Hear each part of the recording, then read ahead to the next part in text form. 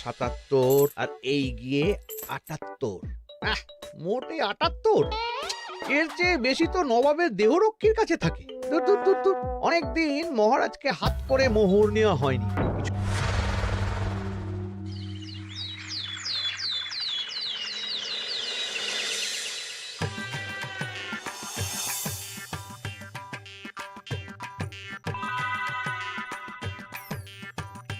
কই গো, কিছু কি ঠিক করলে? রাজকুমারের জন্মদিনে কি উপহার দেবে? হ্যাঁ গো, পেয়েছি, এই দেখো। উমা, এই যে তোমার ছোটবেলা সোনার আংটিখানা। হ্যাঁ গিন্নি, ঠিক ধরেছ। যেটুকু যা গয়না ছিল সবই তো দেওয়া হয়ে গেছে, নহে বিক্রি হয়েছে। আর তো কাউকে কিছু দেওয়ার নেই, তাই ভাবলাম এটাই উপহারে দিই। সে ভালো ভেবেছো। বেশ, আসি তাহলে, ওদিকে সবার দেরি হয়ে যাচ্ছে গিন্নি।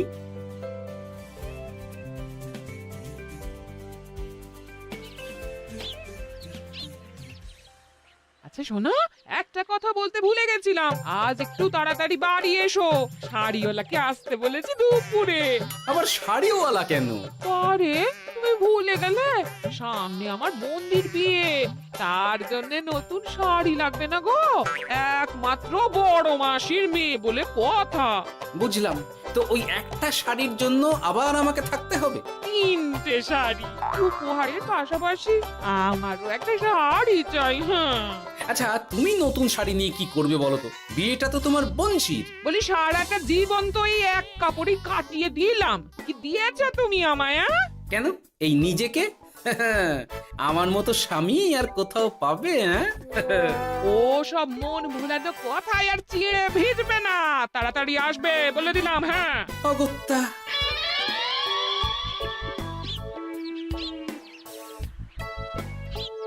দূর, গিন্নিরও যত কথা সব বেরোনোর সময়। আবার তাড়াতাড়ি ফিরেও আসতে হবে শাড়ির জন্য। দেখি মহারাজকে বলি অগ্রিম বেতনের জন্য, না হলে তো শাড়ি কেনা যাবে না। তাও একটা হলে হতো, কিন্তু এনাকেও দিতে হবে। আসলে সত্যিই তো, গিন্নি আমার কত যত্ন আত্তি করে, কিন্তু তাকে আজ পর্যন্ত তেমন কিছু উপহার দিতে পারেনি। না, গিয়ে বলি।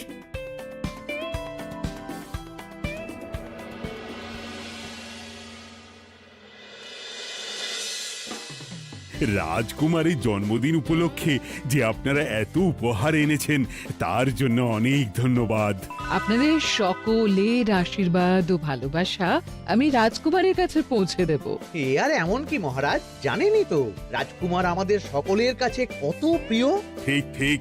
কিন্তু আমি অবাক হচ্ছি, আপনার প্রিয় গোপাল জন্মদিন ভুলে গেছে দেখে এখনো পর্যন্ত তার কোনো পাত্তাই নেই। হ্যাঁ তাই তো, গোপাল আসেনি কেন?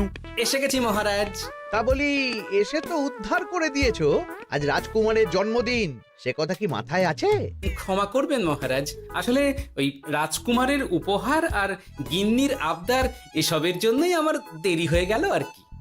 এই নিন রানীমা, আমার তরফ থেকে রাজকুমারের জন্য ছোট্ট উপহার।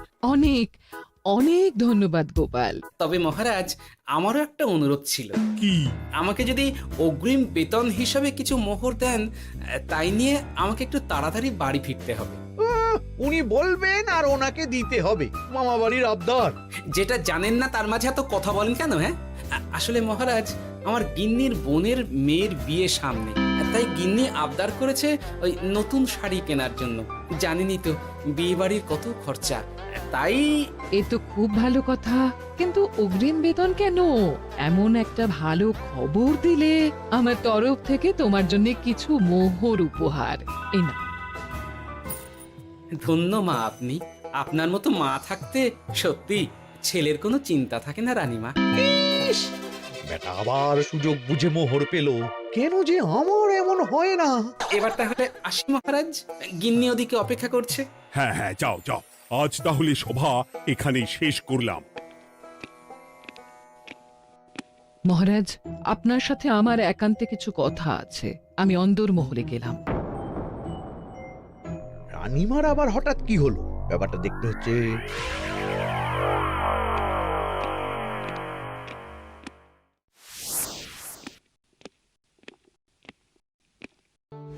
আজ আমি বুঝতে পারছি আপনি আমাকে একদম ভালোবাসেন না মহারাজ। ও কি কথা বলছো রানী? একদম ঠিক বলছি। নিজের গিন্নির আবদার মেটানোর জন্য গোপাল কত ভাবে, নতুন শাড়ি কিনে দেবার জন্য অগ্রিম বেতন অব্দি চাইলো, আর আপনি? আমি তো রাজা, আমি কেন বেতন চাইবো? সেটাই তো, রাজা হয়েও আপনি কখনো এমন কিচ্ছু করেননি, কিচ্ছু না। আহা, রাগ করে না। আমি তোমাকে সব থেকে সুন্দর শাড়ি উপহার দেব, একেবারে সোনার সুতোর কাজ করা মুক্ত বসানো শাড়ি। এমন শাড়ি কেউ কখনো দেখেনি। ও মা, সত্যি? আচ্ছা, এই ব্যাপার। গোপালের কথা শুনে এবার মহারাজ ও রানীমাকে উপহার দেবে? ধুর, আমারই ভাগ্যটা খারাপ।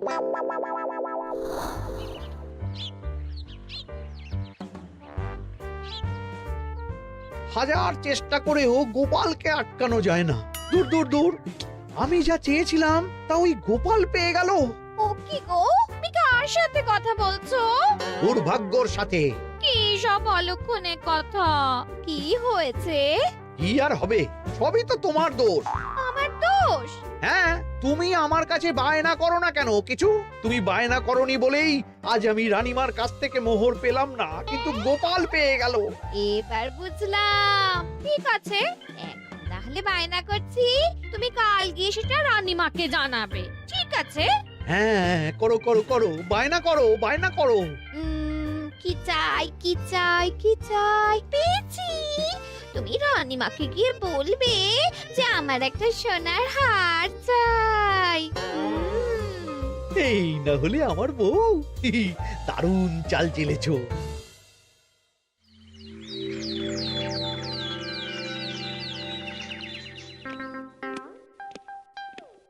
কি গো মন্ত্রী, আজ যে তুমি দেরি করলে বড়। আগে মহারাজ, আমাকে সময় নিয়ে শোনাতে শোনাতে মন্ত্রীমশাইয়ের মনে হয় নিজেরই সময় জ্ঞান খারাপ হয়ে গেছে। তুমি থামো তো মহারাজ, আমারও খুব বড় একটা বিপদ হয়ে গেছে। একমাত্র রানীমাই আমাকে বাঁচাতে পারবেন। আমাকে একটু ওনার সাথে দেখা করার অনুমতি দিন মহারাজ। কিন্তু তোমাদের রানীমা তো এখানে নেই। আসলে জানোই তো যে কুমার অনেক দূরে থাকে, তাই গতকাল রাতেই রওনা দিয়েছে। সে কি, রানীমা নেই? এবার কি হবে আমার? কেন কেন কেন, কি হয়েছে? আসলে মহারাজ, আমার বউ আমার কাছে সোনার হার গড়িয়ে দেওয়ার বায়না করেছে, তাই আমার। বুঝেছি বুঝেছি, চুপ করো তুমি।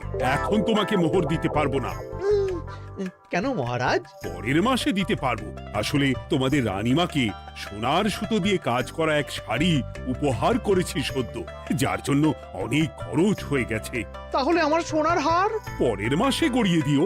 এটা তো ঠিক না।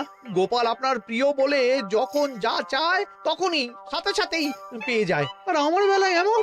এমন কোনো ব্যাপার নয় মন্ত্রী। মহারাজ, আপনি বরং আমাকে দেওয়া মোহরগুলো আমার অগ্রিম বেতন হিসেবে ধরুন, না হলে মন্ত্রীমশাই এমন অভিযোগ বারবার করবেন।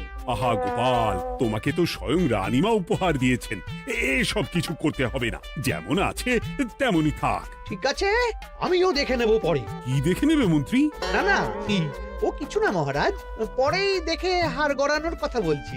না, মন্ত্রীর হাবভাব মোটেই ঠিক ভালো লাগছে না। বেটা মনে মনে নিশ্চয়ই কোনো ফন্দি আটছে আমার বিরুদ্ধে। কিছু একটা করতেই হবে। গোপালের ওই মোহর উপহার পাওয়াটা আমি কিছুতেই মেনে নিতে পারছি না। একটু মাথা খাটাই, একটু মাথা খাটাই। উপায় পেয়েছি। আমাকে এখনই নবাবের কাছে গিয়ে মহারাজের নামে বলতে হবে।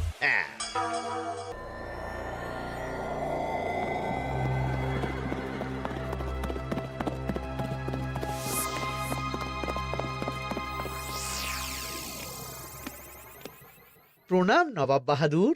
আরে এতে কৃষ্ণনগরের রাজা কৃষ্ণচন্দ্রের মন্ত্রী তো হঠাৎ এখানেই কেন? আমি নবাব বাহাদুরকে আন্তরিক ধন্যবাদ জানাতে এসেছি। কিসের জন্য? এই যে আমরা খুব খুশি রাজা কৃষ্ণচন্দ্রের মতো একজন শক্তিশালী রাজা পেয়ে। শুধু সামরিক বলেই নয়, আর্থিক, সামাজিক, রাজনৈতিক সব দিক থেকে। আর এটা সম্ভব হয়েছে আপনার মতো একজন নবাবের মহারাজের ওপর কৃপা দৃষ্টির জন্য। বলতেটা কি চাইছো তুমি? তেমন কিছুই না, আপনার গুণগান করছি। নইলে আপনিই বলুন না, আমাদের মহারাজ কখনো সোনার সুতোয় বোনা মুক্তোর কাজ করা শাড়ি কিনে রানীমাকে উপহার দিতে পারে? কি সোনার শাড়ি? হ্যাঁ, এমন দামি শাড়ি যা হয়তো নবাবের কাছেও নেই। ঠিক আছে, তুমি এখন আসতে পারো। আর শোনো, আমি তোমাদের রাজ্য পরিদর্শনের জন্য লোক পাঠাবো। কবে কখন সেটা কাল তোমাদের সূচনা পাঠিয়ে দেবো, কেমন? তো ঠিক জায়গাতেই আগুনটা ধরিয়েছি মনে হচ্ছে। বেশ, ব্যাপারটা আমার মোটেই ঠিক লাগছে না উজির। কৃষ্ণচন্দ্রর মতো এক সামান্য রাজা এত দামি শাড়ি কিনলো কি করে? কালো বাজারি করছে না তো? আমিও একই কথা ভাবছিলাম হুজুর। এক কাজ করো, কালকে কৃষ্ণনগরে খবর পাঠাও। 2 দিন পর রাজকার্য পরিদর্শনের জন্য তুমি সেখানে যাবে।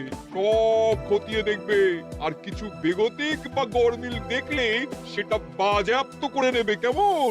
আর কে হুজুর?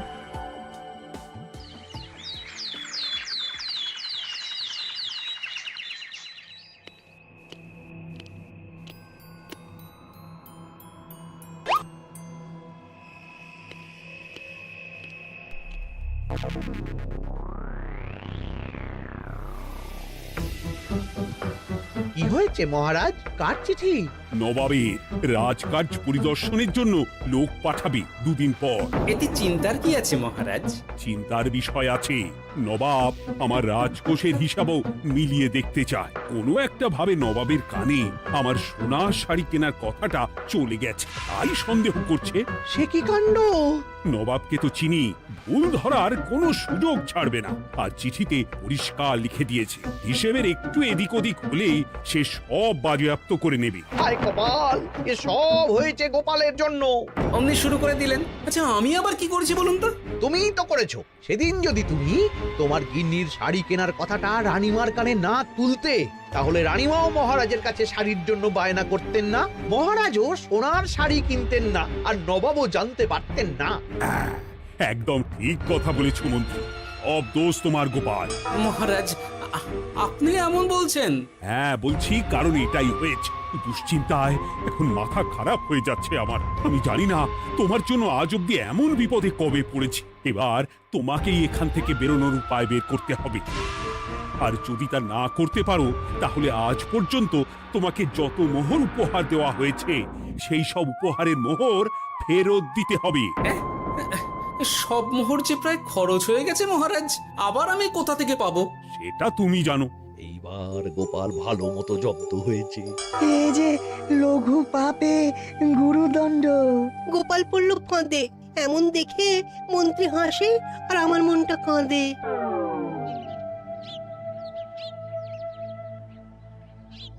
এখানে বসে কি করছো গো গিন্নি? এসে পড়েছ? ওমা, তোমার মুখটা এমন শুকনো দেখাচ্ছে কেন? আর বলো না, এই হিসেবের ঠেলায় সবকিছু বেহিসাবি হয়ে যাচ্ছে একেবারে। আচ্ছা, তুমি কি করছিলে ওই রসিদগুলো নিয়ে?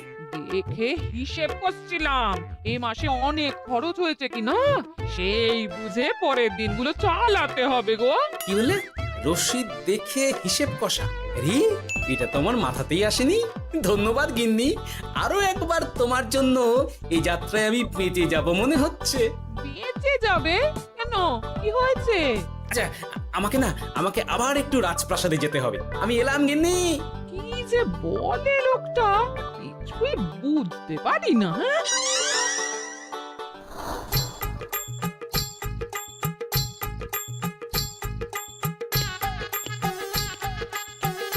আসতে পারি মহারাজ? এ কি গোপাল, তুমি? আর কোনো চিন্তা নেই মহারাজ, নবাবকে হিসেব বোঝানোর উপায় পেয়ে গেছি। কি বলছো? কি উপায়? এই দুদিনে আপনি শুধু সকল প্রজাদের কাছ থেকে পুরনো রসিদ সংগ্রহ করুন, তাহলেই কেল্লা ফতে। তাই নাকি? আর নয়তো কি? তবে এ ব্যাপারে মন্ত্রী মশাইকে কিন্তু কিচ্ছু জানতে দেওয়া যাবে না। শুধু আমি যা বলছি তাই করুন মহারাজ। সে তো বুঝলাম, কিন্তু প্রজাদের থেকে পুরনো রসিদ সংগ্রহের কথা ঘোষণা করলেই মন্ত্রী এমনিই জানতে পেরে যাবে। চিন্তা করবেন না মহারাজ, আমার কাছে এটারও উপায় আছে। আপনি শুধু খেয়াল রাখবেন যাতে এই কথা 5 কান না। বাকিটা ভরসা রাখুন, কৃষ্ণনগরের একটা ঘাসও নবাব বাজেয়াপ্ত করতে পারবে না।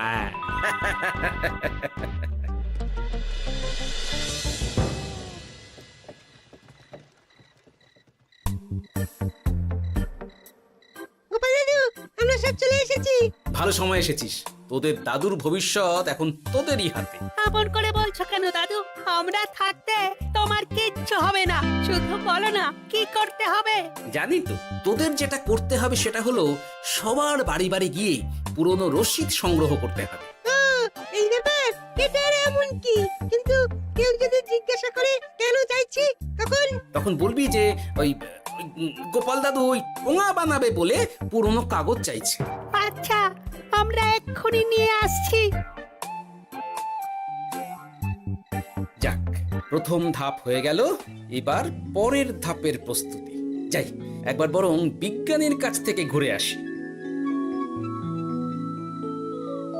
বিজ্ঞানী, ও বিজ্ঞানী, বাড়ি আছো? আরে গোপাল যে, এসো এসো ভেতরে এসো। বলো, তোমাকে কিভাবে সাহায্য করতে পারি? তোমার কাছে কালি মোছা যায় এমন কোনো কিছু আছে? কালি মোছার জিনিস? হ্যাঁ, একটা তরল রাসায়নিক পদার্থ আছে যেটা সব ধরনের কালি তুলে ফেলে।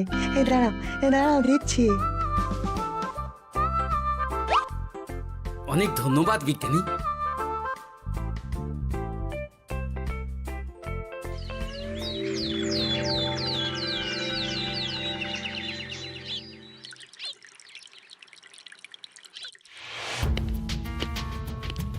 আসুন আসুন, আপনার জন্যই তো অপেক্ষা করছিলাম। তাই নাকি?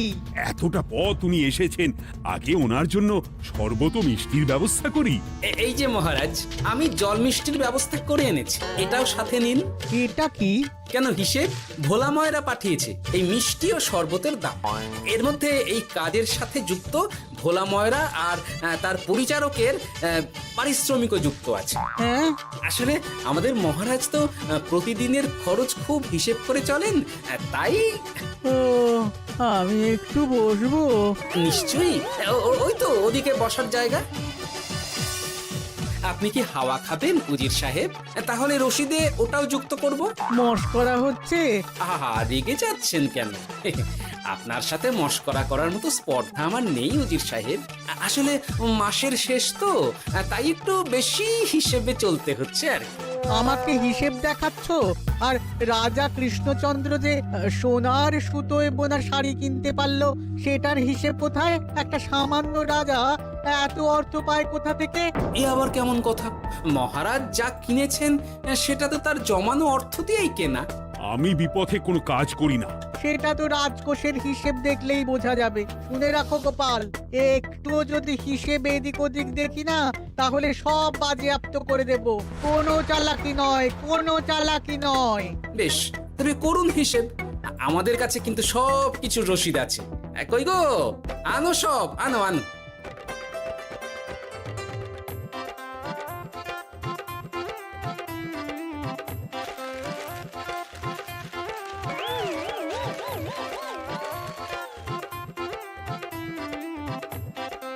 হ্যাঁ, এত রসিদ? আপনি বরং নিশ্চিন্তে হিসেব কষে নিন, আমরা আসি।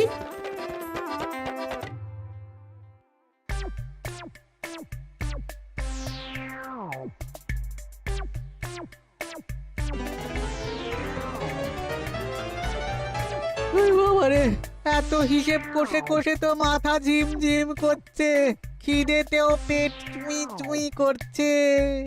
আপনার হিসেব কত দূর উজির সাহেব? আমাকে এখান থেকে নিয়ে চলো গোপাল, আমি আর পারছি না। ও কি, অঙ্ক কষে কষে তো আপনার সব শক্তি শেষ হয়ে গেছে দেখছি। আচ্ছা চলুন চলুন চলুন, কিছু মুখে দিয়ে দিন, তাহলেই শক্তি আসবে। তাই চলো।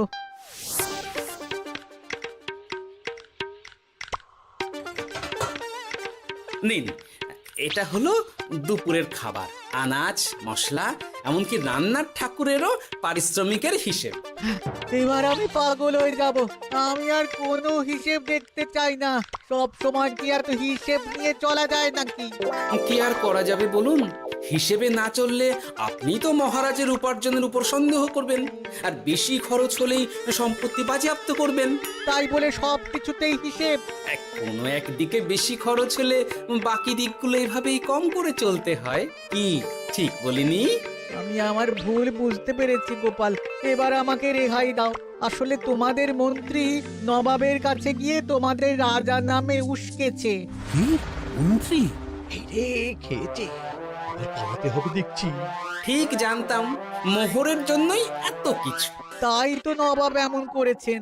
বেশ, এবার আমি ফিরে গিয়ে নবাবকে সব জানিয়ে দিচ্ছি। সত্যি গোপাল, তোমার তুলনা হয় না। আর মন্ত্রী, আগে মহারাজ, তুমি যা করেছো তার কোনো ক্ষমা নেই। তোমার জন্যই আমার এত হয়রানি হয়েছে। ভুল হয়ে গেছে, আমাকে ক্ষমা করে দিন মহারাজ। গোপালের ওপরে হিংসে করে এমন করেছি, আর হবে না। একটা সুযোগ দিন মহারাজ। হ্যাঁ মহারাজ, সুযোগ দিয়েই দিন। বেশ, তবে তোমার শাস্তি হলো রানীমাকে আমি যে সোনা শাড়ি কিনে দিয়েছি সেটার পুরো দাম তোমাকে আমায় দিতে হবে।